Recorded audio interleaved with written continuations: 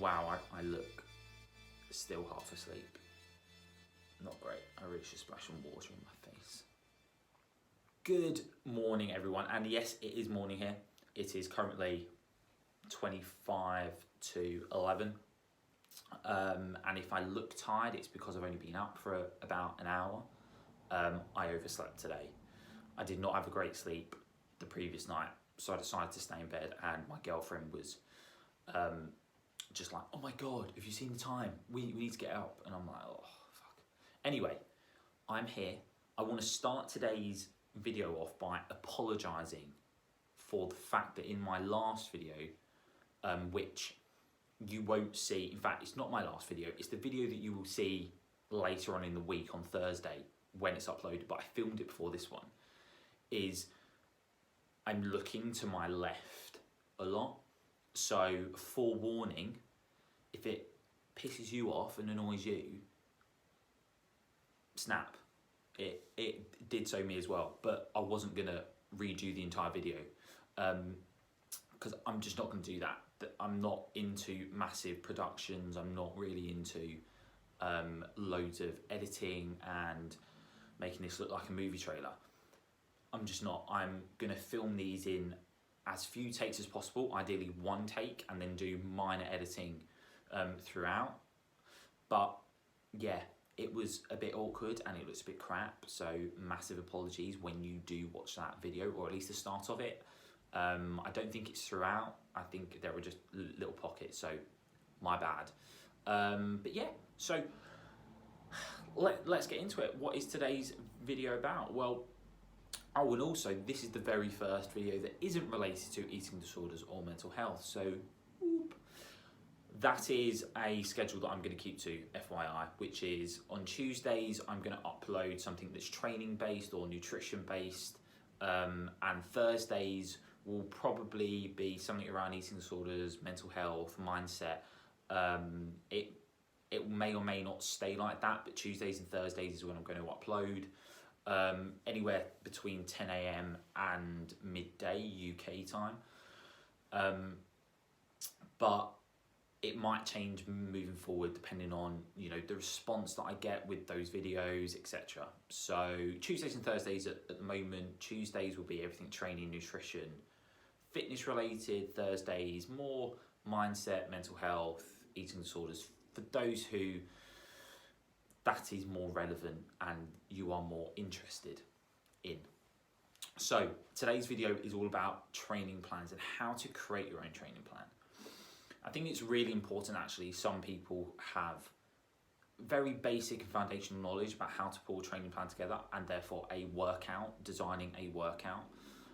Yes, you can quite easily just Google how to create a training plan and you'll get templates, as well as workouts.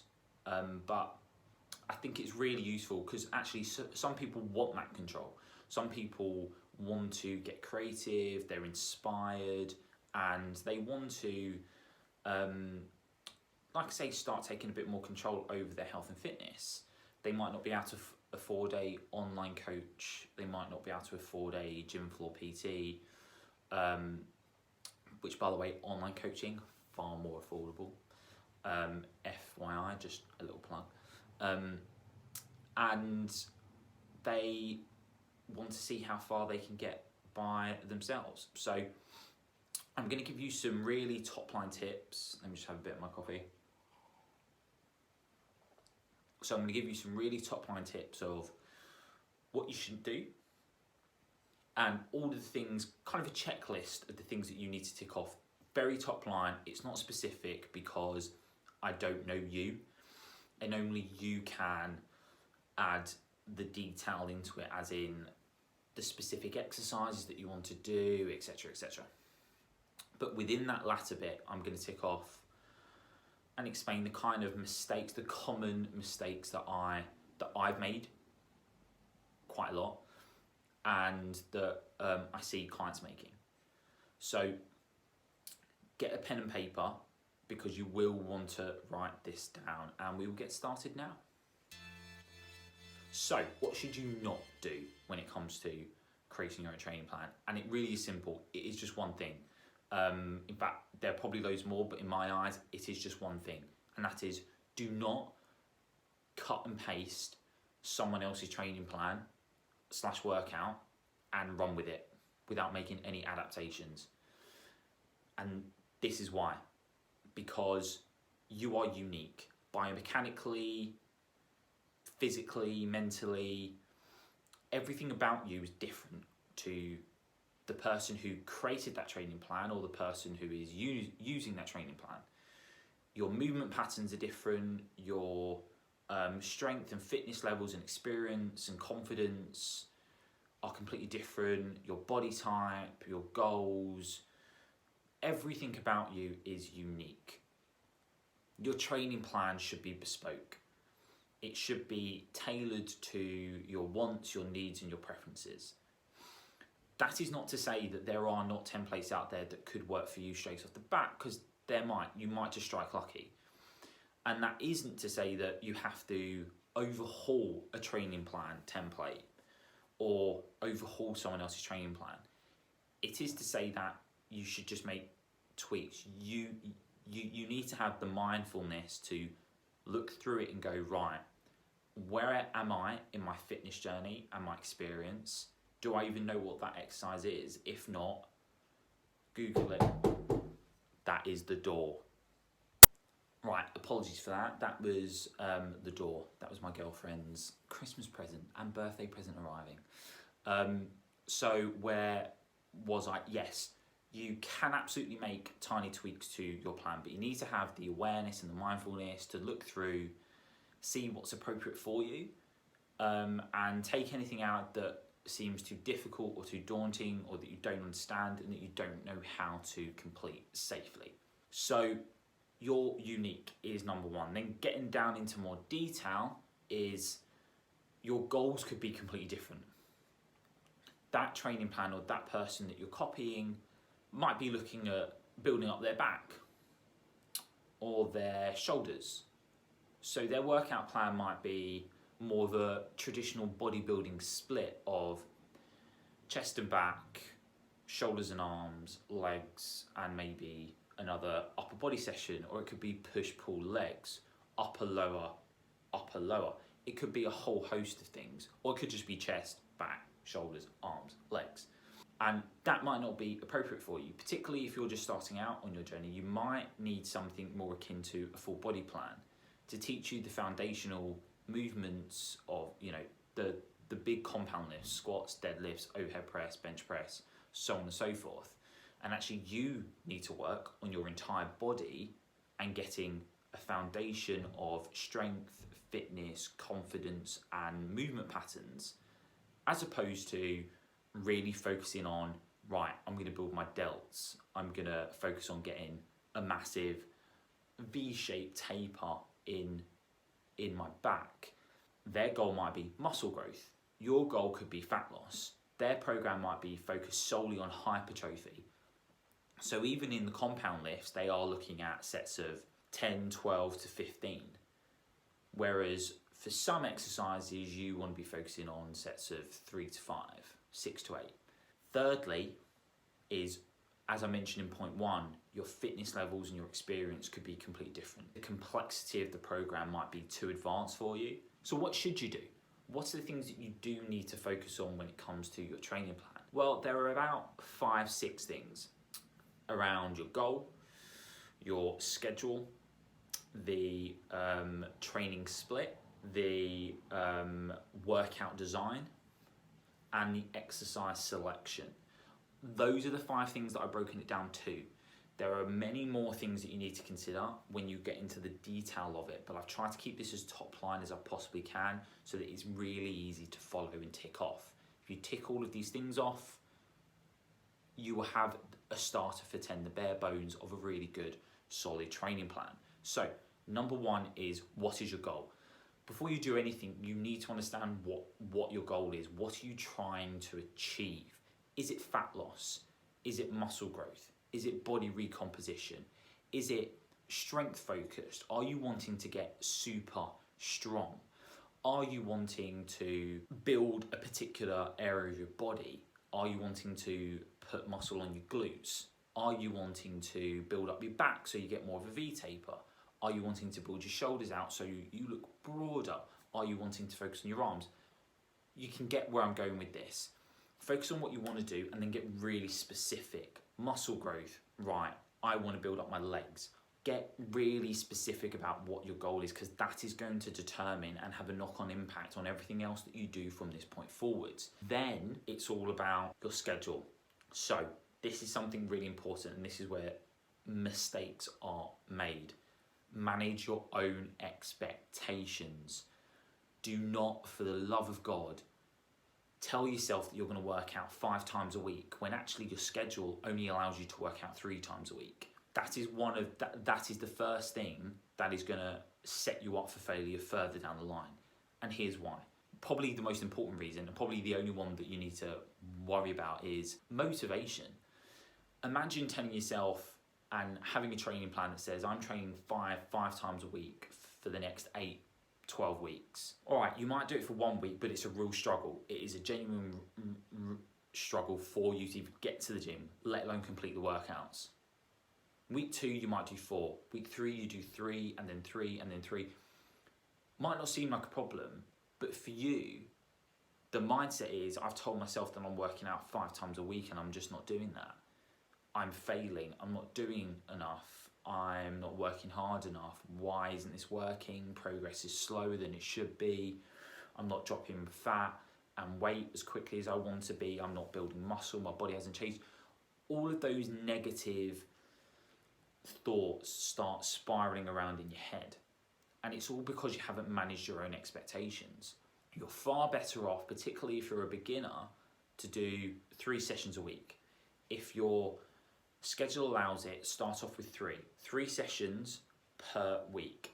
A fantastic tactic that I use with my clients, and I kind of use it with myself, but it's not hard and a fast rule, because I've got more flexibility. I'm an online coach, I work from home, I don't do an ordinary 9 to 5 job. So I've got more flexibility around when and where I can train. Is a 3+1 rule, which is you tell yourself that you're going to train 3 times a week, but the +1 is an additional optional workout. If your week has gone smoothly, you smash those 3 workouts and A, you're feeling great, energy levels are up, motivation is high, and or B, you've got extra time, you can do that optional additional workout, so that every now and then you do 4 workouts a week. But in your mind, it's 3 workouts a week. It's, I'm just doing a minimum of 3 workouts a week. So frequency and schedule wise, pick the bare minimum that you can do throughout the week. So for me, it's 4 is the bare minimum. Sometimes I do 3 because I can get away with it at this point in my life and my training age. But 4 is usually the minimum that I will do.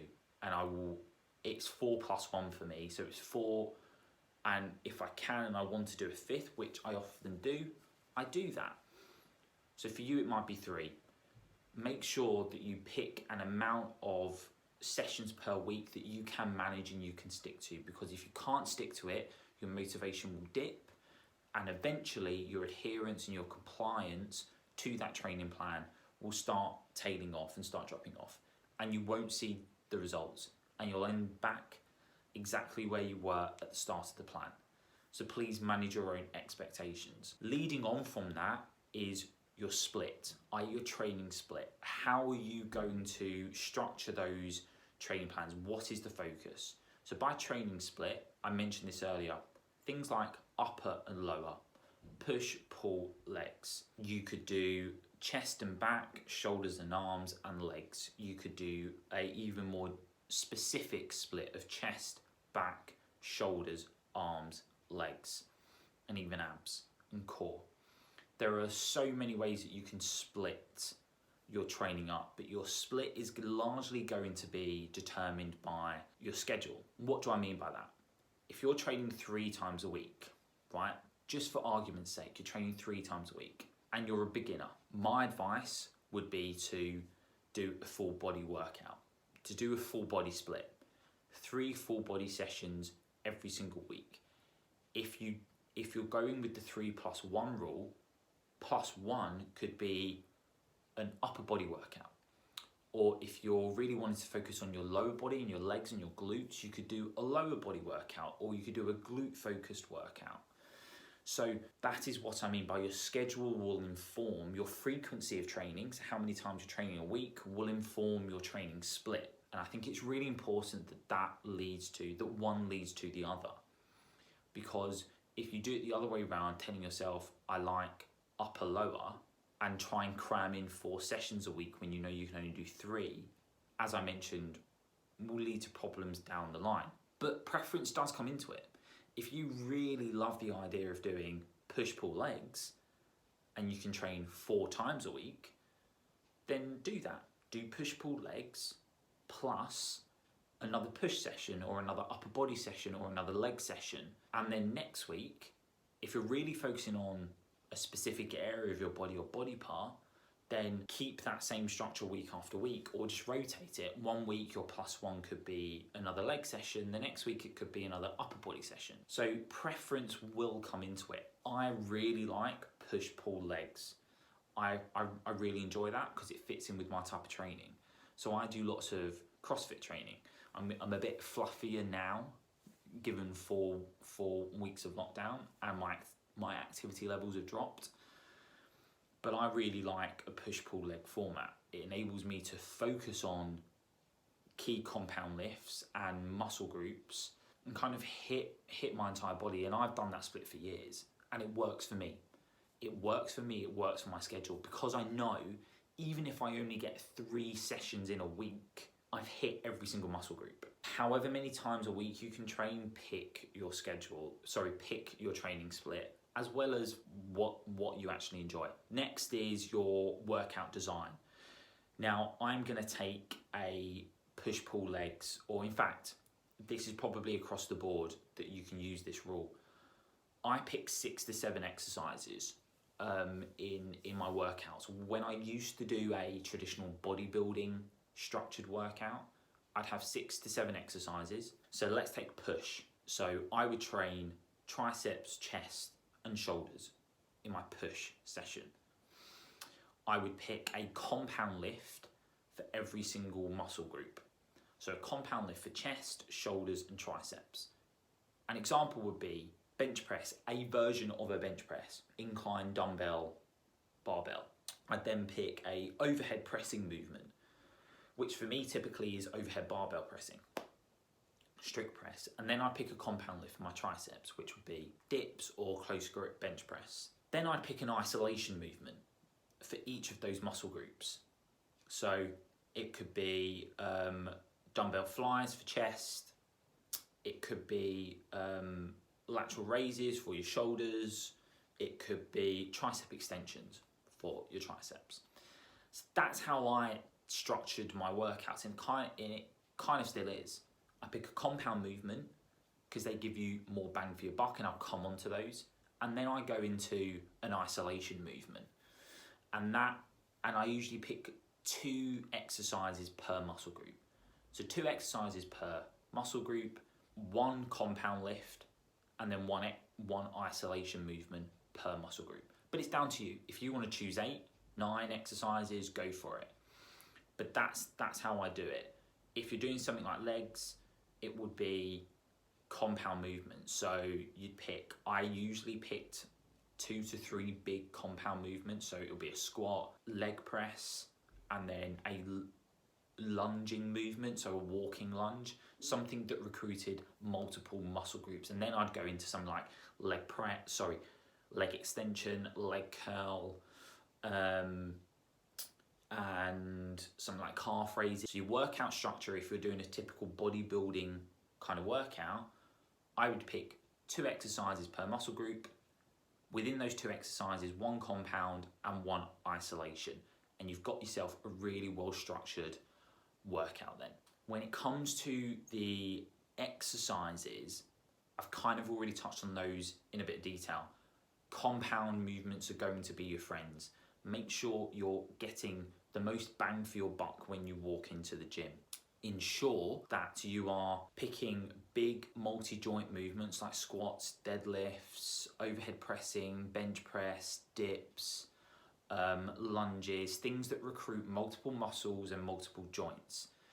You will recruit far more muscle fibers, and therefore you will build a lot more muscle and build a better physique, all-round physique, as opposed to, just focusing on isolation movements. And make sure you do your compound lifts first, because you want to make sure that your central nervous system, so your CNS, and your glycogen stores, so the fuel inside your muscles, are at their maximum and as fresh and replenished as they possibly can be, so that you can get the most out of the exercises. So always try and do your compound movements first, and then go into your isolation movements. So the way that I do it is, let's take my push session again. I would do my strict overhead press shoulders. I would then go into my bench press, and then I'd go into my tricep dips. So I've done my 3 compound movements, and then I'd go into my isolation movements. So I'd go into lateral raises, dumbbell fly, and tricep extensions. There's me even doing the movement. Make sure you're focusing on and starting with your compound movements and then moving into your isolation movements. There you are. When it comes to mistakes, the biggest one, and I'm not going to ramble on because I think I might do a different video on this in terms of training mistakes, but the biggest one I have is 2. Manage your own expectations, please. Make sure that you are not overloading your body too often and too soon. Don't think you can do more than you can, and when you really know that you can't handle that amount of volume and frequency. 2 is stick with it. Be patient. You know, if you're new to the game, you will make progress relatively quickly, but if you're not, then progress will come slower. So just be patient and be consistent. One of the biggest mistakes I see is people giving up too early when progress doesn't come as quickly as they're expecting it to or they're wanting it to. Often it's because they're not necessarily doing everything correctly and consistently enough. So just stick with it, and you will make progress and you will make the gains. I'm definitely going to do another video on training mistakes, so watch out for that. That might be my next training video actually next week. So as always, please like, subscribe, and comment. Or if you're supposed to say it the other way around, I'm not quite sure. Please do. It massively helps. Let me know if you're enjoying the content. I'm going to keep churning them out as often as I can. I hope you have a wonderful day. There's me looking left again. Sorry. Have a fantastic day, and yeah, I will see you soon.